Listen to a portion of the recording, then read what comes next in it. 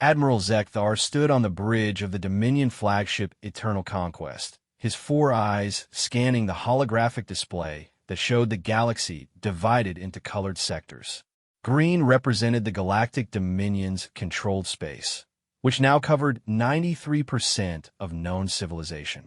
The remaining 7% flickered in stubborn red, the last holdout systems of various primitive species too foolish to surrender. Admiral, the final subjugation reports have arrived, announced his aide, a thin-limbed Veltari with nervous, twitching antennae. The Andromedans have surrendered after we demonstrated our new plasma bombardment capabilities on their moon colonies. The Centaurian Federation has also fallen, and the Rigel Alliance collapsed within hours of witnessing what happened to Centaurus Prime. Zekthar's mandibles clicked in satisfaction. 3,000 years of careful expansion had finally paid off. The Dominion, led by the technologically superior Kethran Empire, had methodically conquered every spacefaring civilization in the galaxy. Their strategy was simple but effective: demonstrate overwhelming force against one target, then offer the others a choice between peaceful surrender or complete annihilation. Excellent. That leaves only the Outer Rim territories and a few insignificant species that haven't even achieved faster-than-light travel yet. Zekthar moved closer to the display, his armored bulk casting shadows across the bridge. What's the status of our border patrols? The aide consulted his data tablet. All quiet, sir. The automated defense stations report no unusual activity. The quantum barriers are functioning at maximum efficiency, and our early warning systems haven't detected any threats for over 2 standard cycles. Zekthar nodded approvingly. The quantum barriers were the Dominion's greatest achievement, an impenetrable wall of energy that surrounded their territory, making it impossible for any ship to enter or exit without authorization. The barriers had been tested against every known form of propulsion and energy signature. Nothing could penetrate them. What about that primitive system the Scouts discovered last month? The one with a single inhabited planet. Oh, you mean the Sol system? The species calls itself human, according to our linguistic analysis of their radio transmissions. They're still using chemical rockets and haven't even established permanent colonies on their neighboring planets. Our xenobiologists estimate they're at least 500 years away from developing FDL technology. The Admiral's mood improved further. Perfect. No threats, no concerns, no variables we haven't accounted for. He turned to address his bridge crew. Commence Phase 7 of the Consolidation Protocol. Begin integrating the newly surrendered territories into our economic system. I want mining operations established on every resource-rich world within 6 months. As the crew busied themselves with their new orders, Zekthar allowed himself a moment of pride. The Kethran had achieved what no other species in galactic history had managed: complete dominion over all intelligent life. Their military was unmatched, their technology was centuries ahead of any competition, and their defensive systems were impregnable. Deep in the ship's intelligence center, senior analyst Morgan reviewed the latest data from their long-range scouts. The humans in the Sol system had recently launched something they called the Voyager program, primitive probes that would take centuries to reach even their nearest neighboring star. Their mathematics was surprisingly sophisticated for such a young species, but their technology was laughably primitive. "Sir," called a junior officer from across the intelligence center. "We're receiving some unusual electromagnetic signatures from the Sol system. It appears the humans have developed something they call nuclear weapons." Morgan barely looked up from his reports. "Noted. File it under primitive weaponry development. Any species that hasn't destroyed itself with such crude tools might eventually be useful as labor once we expand into their sector. Estimated threat level: 0, sir. Their most powerful weapon produces less energy than a single shot from our personal sidearms." Morgan's attention had already moved on to more pressing matters, analyzing the surrendered species' technological capabilities to determine which could be useful to the Dominion. The humans were just another entry in a long list of civilizations that would eventually be absorbed into their empire when expansion reached that far out into the galactic rim. Neither Morgan nor any other member of the Dominion's vast intelligence network noticed the subtle anomalies in the quantum foam around the Sol system. The readings were so minute, so far beyond what any known civilization could produce, that their sensors dismissed them as background radiation fluctuations. In the vast silence of space, the Dominion ships continued their patrols, confident in their absolute security. Their quantum barriers hummed with power, their sensors swept the galaxy for threats, and their mighty fleet stood ready to crush any opposition. They believed they were safe. They had never been more wrong. Captain Sarah Chun floated in the zero-gravity command center of the UES Prometheus, humanity's first true starship. Unlike the sleek, elegant vessels favored by most galactic civilizations, the Prometheus looked like what it was, a repurposed asteroid hollowed out and filled with experimental technology that shouldn't work, but somehow did. Quantum tunnel stabilization at 97%, reported her chief engineer, Marcus Webb, his voice crackling through the comm system. The exotic matter containment is holding, but I'm seeing some fluctuations in the dimensional matrix. Sarah anchored herself to the command chair and studied the readings. 6 months ago, humanity's most advanced spacecraft had been chemical-powered shuttles barely capable of reaching Mars. Then, the discovery happened. Dr. Elizabeth Vasquez's breakthrough in quantum mechanics that revealed the universe wasn't quite what everyone thought it was. Talk to me, Webb. Are we going to fold space or fold ourselves into a pretzel? Hard to say, Captain. The physics we're dealing with here, it's like trying to perform brain surgery with a hammer, except the hammer is made of pure mathematics, and the brain is the fabric of reality itself. The breakthrough had come from an unexpected source. While analyzing quantum vacuum fluctuations, Dr. Vasquez had discovered that consciousness itself seemed to interact with quantum fields in ways that violated every known law of physics. Specifically, human consciousness. There was something unique about how human brains processed information that created tiny distortions in space-time. Dr. Vasquez, status report on the consciousness amplifier array, Sarah called out. All 24 volunteers are in position, came the reply from the ship's lead scientist. Neural activity is synchronized, and we're seeing unprecedented quantum field manipulation. Sarah, I have to tell you again, we have no idea what we're doing. This technology shouldn't exist. By every known law of physics, it's impossible. Sarah smiled grimly. Since when has impossible ever stopped humans from doing anything? The truth was more complex than even Dr. Vasquez realized. Humans weren't just manipulating quantum fields through consciousness. They were doing something that had never occurred naturally in the universe before.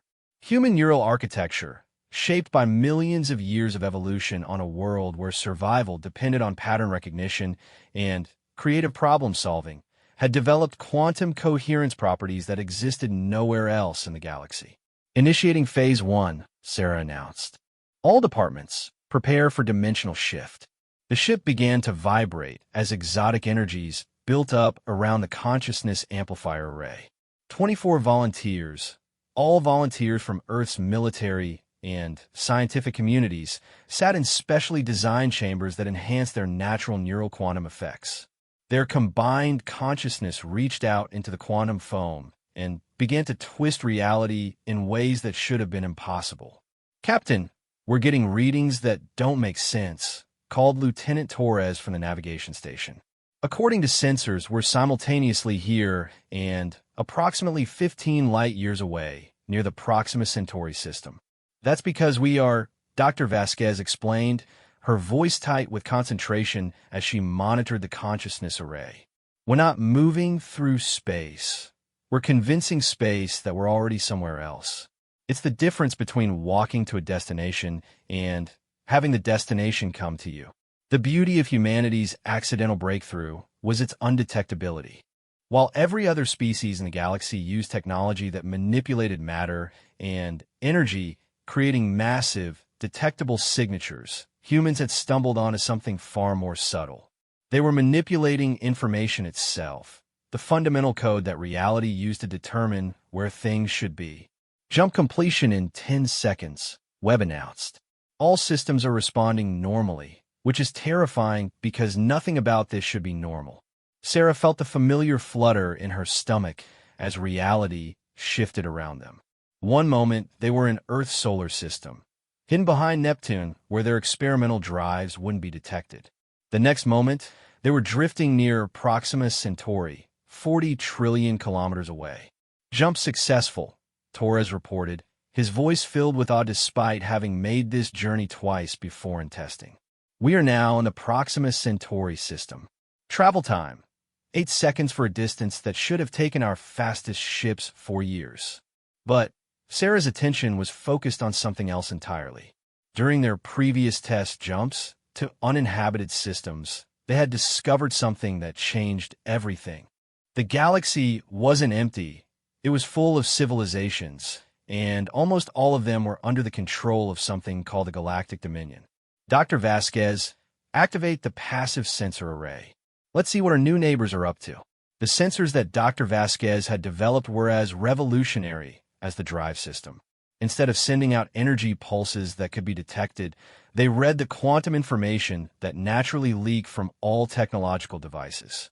Every computer, every ship, every piece of advanced technology left a quantum signature that could be decoded with the right equipment. I'm picking up massive quantum signatures throughout this region of space, Dr. Vasquez reported. Energy barriers, patrol ships, automated defense platforms. Sarah, this entire section of the galaxy is locked down tighter than Fort Knox.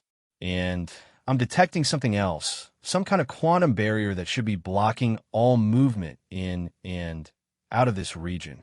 Sarah felt cold dread in her stomach. Should be blocking movement? The barriers are designed to stop every form of faster-than-light travel known to galactic civilization.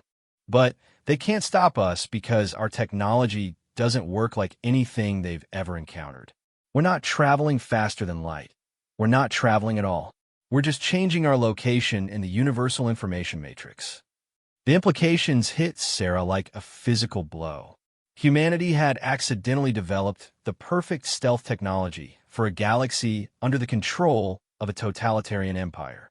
While every other species was trapped behind energy barriers, unable to escape or mount any resistance, humans could slip through the Dominion's defenses like ghosts. Captain, Dr. Vasquez continued, her voice grim, I'm analyzing the quantum signatures from these patrol ships. The technology level we're seeing, if they wanted to destroy Earth, they could do it without even sending a fleet. A single ship could sterilize our entire solar system. Sarah stared at the tactical display, showing the positions of Dominion forces. Hundreds of ships, all of them more powerful than anything humanity had ever imagined. The only reason Earth still existed was that it was too primitive and too far away to be worth the Dominion's attention. For now, Admiral Zekthar reviewed the morning reports from his luxurious quarters aboard the Eternal Conquest. For 3 months, everything had proceeded according to schedule. The newly conquered territories were being efficiently stripped of resources, their populations relocated to designated labor worlds, and their technology absorbed into the Dominion's vast databases. Admiral, his aide's voice crackled through the intercom. You have a priority communication from High Command regarding the Outer Rim Survey project. Zekthar's mood soured slightly. The Outer Rim Survey was a low-priority project designed to catalog primitive civilizations that might pose future threats. It was the kind of busy work assigned to junior officers looking to advance their careers. What do they want now? If it's another request for additional funding to study primitive radio telescopes, I'm not interested. Actually, sir, it's quite the opposite. Survey Team Alpha has discovered some unusual readings near the Sol system. They're requesting permission to investigate. The Admiral's mandibles clicked in annoyance. The Sol system again, the one with the primitive humans who are still figuring out how to build rockets. What kind of unusual readings? Are the humans finally threatening to blow themselves up with their crude nuclear weapons? That's just it, sir. The readings aren't coming from the human homeworld. They're detecting quantum signature anomalies in empty space near their star system. The signatures don't match any known technology in our databases. For the first time in months, Zekthar felt a flicker of genuine interest. Unknown technology was rare in a galaxy where the Dominion had cataloged every significant technological development for the past 3 millennia. "Send me the full report," he ordered, "and have Survey Team Alpha maintain a safe distance while they investigate. I don't want any unnecessary risks taken over some sensor glitches." What neither Zekthar nor his survey teams knew was that they were detecting the aftereffects of humanity's quantum jumps. Each time a human ship folded space, it left behind subtle distortions in the quantum foam that persisted for weeks. To Dominion sensors, these distortions looked like the signatures of incredibly advanced technology, far more sophisticated than anything in their own arsenal. Meanwhile, light years away, Captain Shun and the crew of the Prometheus were discovering just how vast the Dominion's empire really was. Their ability to slip undetected through quantum barriers had allowed them to scout dozens of star systems, each one revealing new horrors. "Captain, we've just completed our scan of the Vega system," reported Dr. Vasquez, her voice heavy with exhaustion and disgust. "It's the same pattern we've seen everywhere else.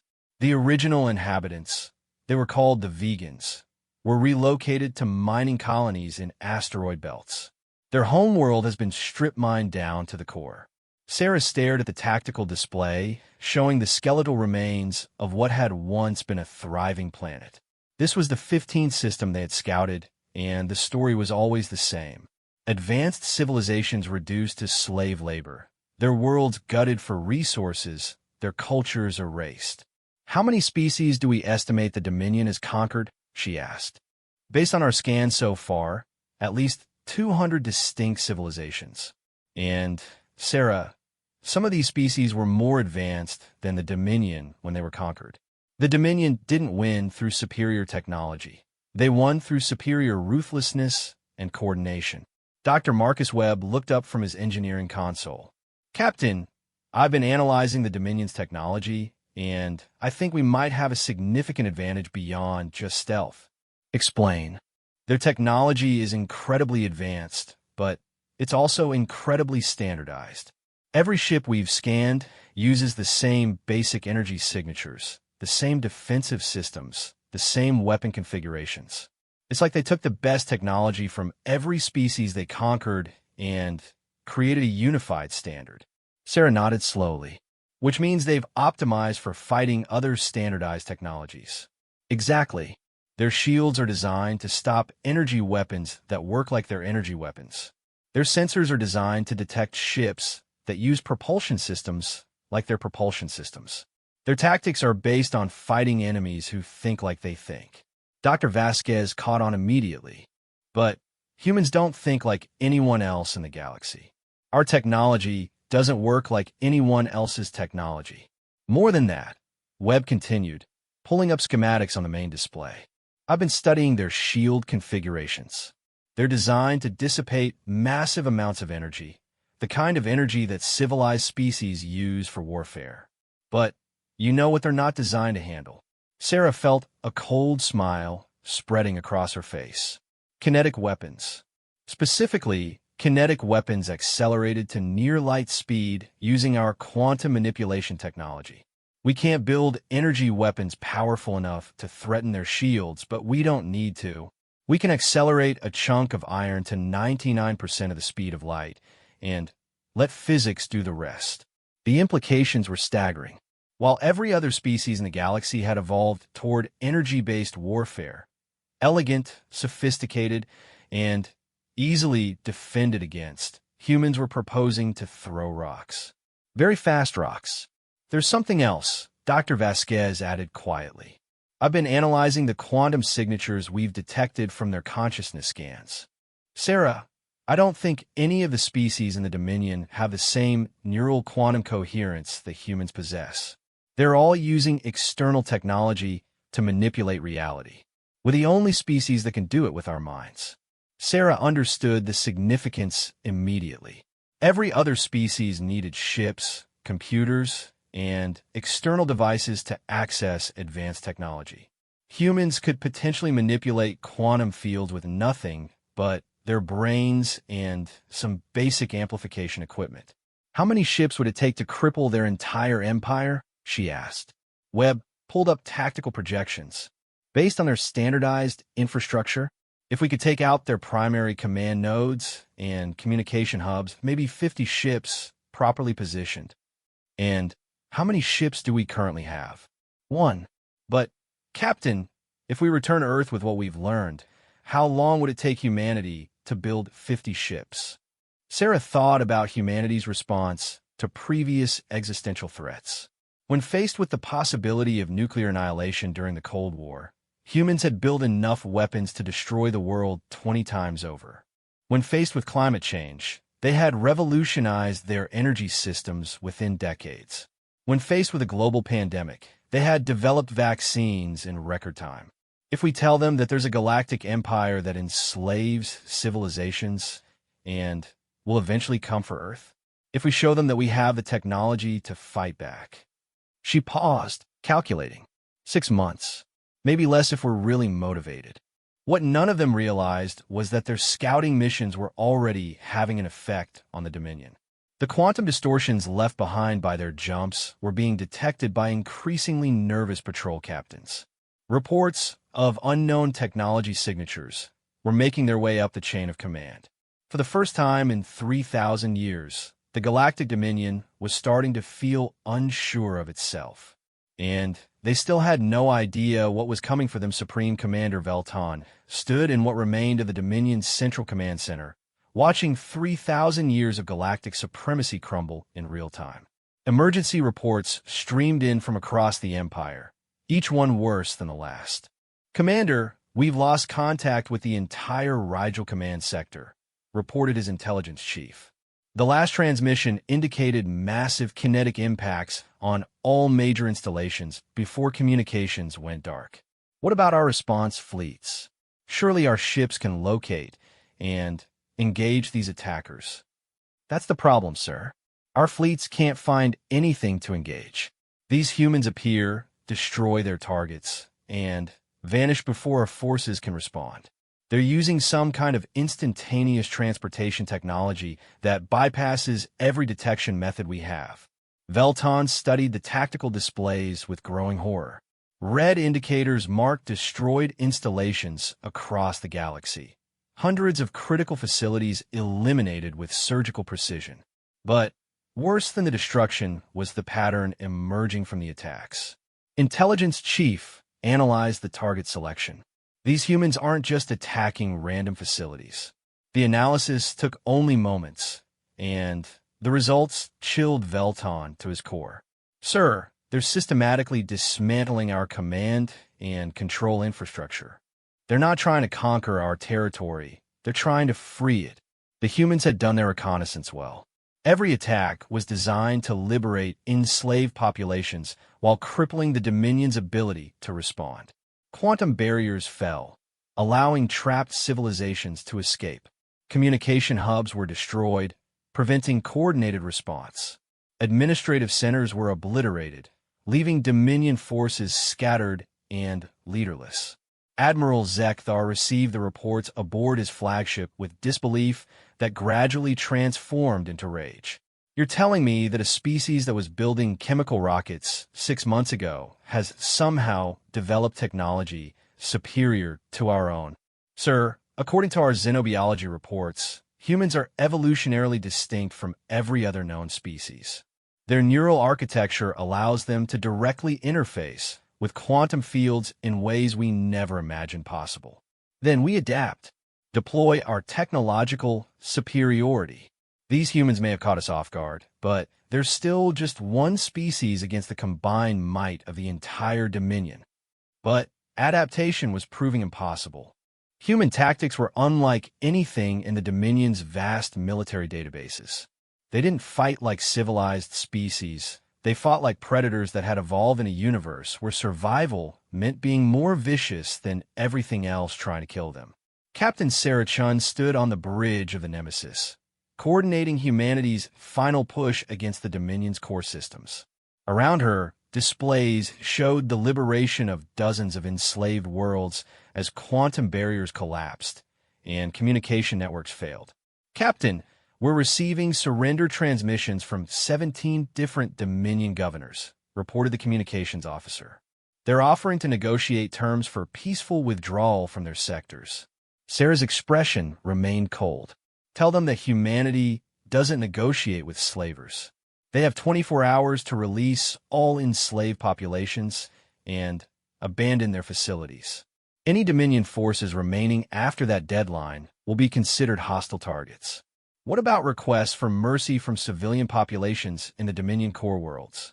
This gave Sarah pause. Despite her anger at the Dominion's crimes, she was still human. And humans, for all their capacity for violence, had never mastered the art of deliberate genocide the way some species had. Broadcast this message on all frequencies. Any civilian populations that wish to surrender will be treated according to standard human military protocols. We will not target non-combatants, but we will not allow the Dominion to use civilians as human shields. Dr. Vasquez looked up from her sensor station. Sarah, I'm detecting massive energy buildups at the Dominion's primary research facilities. They're powering up something big. Weapons? I don't think so. The energy signatures look more like experimental technology. Sarah, I think they're trying to develop countermeasures to our quantum manipulation abilities. Sarah felt a moment of genuine concern. If the Dominion could neutralize humanity's technological advantages, the war would become a battle of attrition that humanity couldn't win. How long until they can deploy whatever they're building? Based on the energy curves, maybe 6 hours. Then we end this in 5. The final assault on the Dominion's core systems began with a coordinated strike by all 50 human ships simultaneously. Unlike their previous surgical strikes, this was total warfare, designed to completely eliminate the Dominion's capacity for organized resistance. Velton watched the assault begin from his command center's reinforced bunker, deep beneath the surface of the Dominion's capital world. Emergency Protocol 7 is now in effect. All military forces are to engage human targets using any means necessary. Sir, our forces can't target what they can't detect. The humans are still completely invisible to our sensors until the moment they attack. Then, flood space with indiscriminate fire. If we can't target them precisely, we'll target everything. The Dominion's response was massive and desperate. Energy weapons fired blindly into empty space, hoping to hit human ships by sheer volume of fire. Antimatter mines were deployed throughout key systems. Entire fleet groups repositioned to defend critical installations. None of it mattered. Human ships appeared inside the defensive perimeters, delivered their kinetic strikes, and vanished before return fire could be directed at them. Installations that had stood for millennia were reduced to debris in seconds. The technological marvels of the galaxy's greatest empire were being systematically demolished by a species that had learned to make war in the most hostile environment imaginable against their own kind. The final blow came when the Nemesis appeared directly above the Dominion's capital world, its weapons trained on the command bunkers where the Empire's leadership had taken shelter. Supreme Commander Velton, Sarah's voice echoed through the bunker's communication system. This is your final warning. Order the complete and unconditional surrender of all Dominion forces, or we will demonstrate that your bunkers are no more secure than your space stations were. Velton stared at the displays, showing the total collapse of his forces across the galaxy. In less than 18 hours, humanity had accomplished what no civilization in galactic history had ever achieved. They had broken the Galactic Dominion. All forces, he spoke into his command transmitter, his voice heavy with defeat. This is Supreme Commander Velton. I hereby order the immediate and unconditional surrender of all Dominion military forces. Comply with all demands made by human forces and await further instructions. The war was over. In the months that followed, the galaxy underwent the most dramatic transformation in its recorded history. Species that had been enslaved for centuries found themselves free to rebuild their civilizations. Worlds that had been strip-mined began the long process of ecological restoration. The vast prison that had been the Galactic Dominion became a loose confederation of free species working together to heal the damage of 3 millennia of oppression. And humanity, the species that had appeared from nowhere to shatter the strongest empire in galactic history, quietly faded back to their small corner of the galaxy. But not before leaving a simple message broadcast on all frequencies. The galaxy is now free. Any species that attempts to recreate the Dominion's crimes against others will discover that humanity is still watching. We came from a world where everything tried to kill us, including ourselves. We survived by becoming very good at ending threats permanently. Remember this and choose peace. The Galactic Dominion had believed they were safe behind their quantum barriers and superior technology. They had ruled through fear and overwhelming force for 3,000 years. Then humanity struck, and their empire died in a day. In the end, they learned what humans had always known. In a universe full of threats, the most dangerous predator is the one you never see coming. Admiral Zekthar stood on the bridge of the Dominion flagship Eternal Conquest, his 4 eyes scanning the holographic display that showed the galaxy divided into colored sectors. Green represented the Galactic Dominion's controlled space, which now covered 93% of known civilization.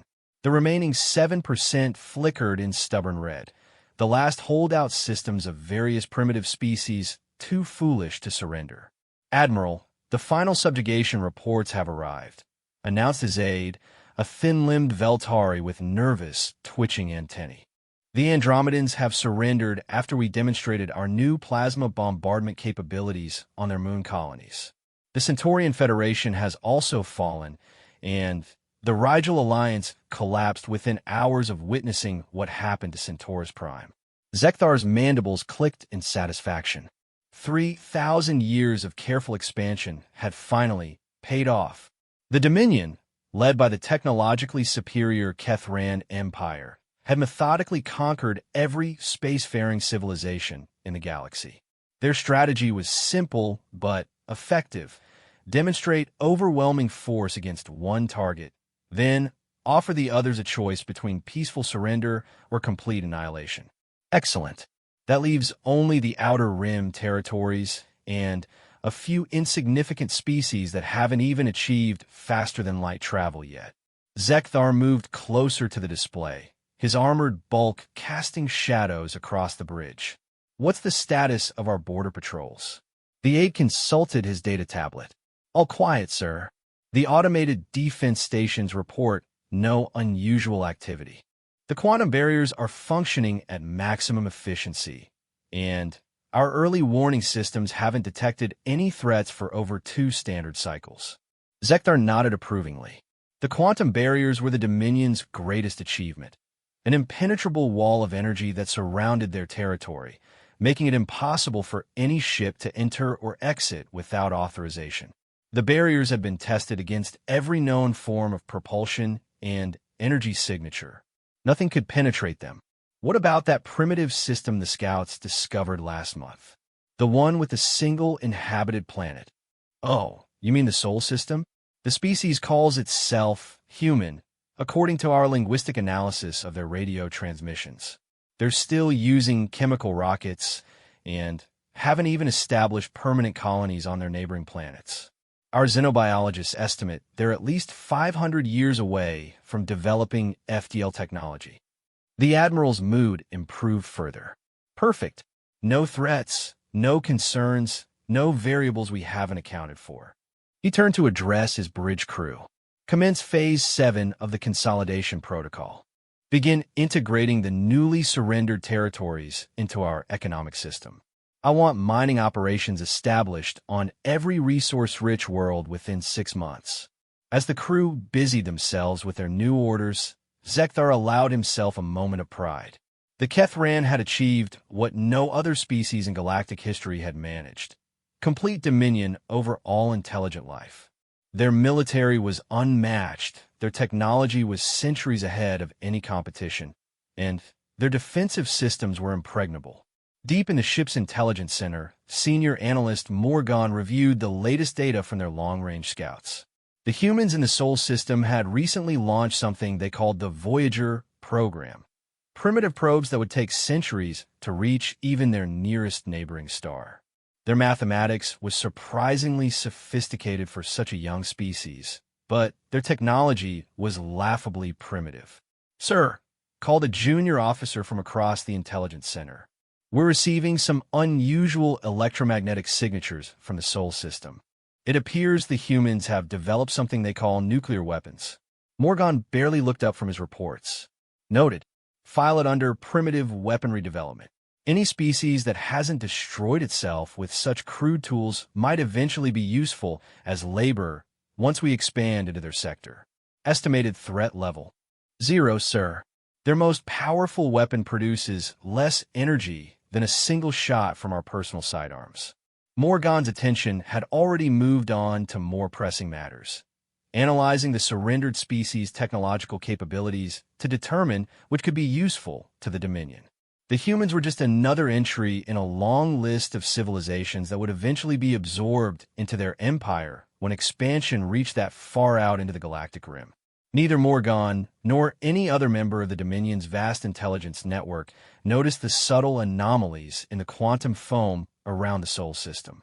The readings were so minute, so far beyond what any known civilization could produce, that their sensors dismissed them as background radiation fluctuations. In the vast silence of space, the Dominion ships continued their patrols, confident in their absolute security. Their quantum barriers hummed with power, their sensors swept the galaxy for threats, and their mighty fleets stood ready to crush any opposition. They believed they were safe. They had never been more wrong.